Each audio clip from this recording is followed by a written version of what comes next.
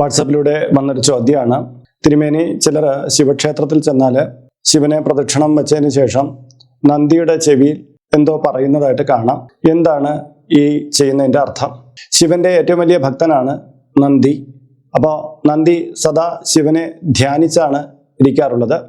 നന്ദിയുടെ ധ്യാനത്തിന് ഭംഗം വരുത്തരുത് എന്നുള്ള പ്രമാണമുണ്ട്. പക്ഷേ നന്ദികേശൻ തൻ്റെ വലിയ ചെവികൾ തുറന്നു പിടിച്ചിരിക്കുന്നത് ഭക്തന്റെ യാതനകൾ കേൾക്കാൻ വേണ്ടിയിട്ടാണ്.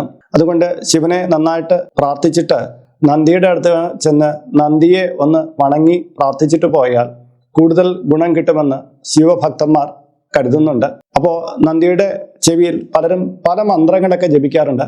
ചിലരാവട്ടെ കഷ്ടനഷ്ടങ്ങളൊക്കെ പറയാറുണ്ട്. ശരിക്കും അങ്ങനെയല്ല നന്ദിയുടെ ചെവിയിൽ പറയേണ്ടത്. നമ്മൾ അങ്ങനെ പറയുന്നുണ്ടെങ്കിൽ ഓം ഹ്രീം നന്ദികേശ നന്ദി നന്ദി എന്നാണ് പറയേണ്ടത്. അതായത് നന്ദികേശൻ നമുക്ക് വേണ്ടിയിട്ട് ആ ശിവഭഗവാനെ ഇത്രയും ധ്യാനനിമഗ്നനായി ആരാധിച്ചിരിക്കുന്ന നന്ദി ആ ശിവക്ഷേത്രത്തിൽ ഉണ്ടാക്കുന്ന ഊർജം അത്രയും വലുതാണ്.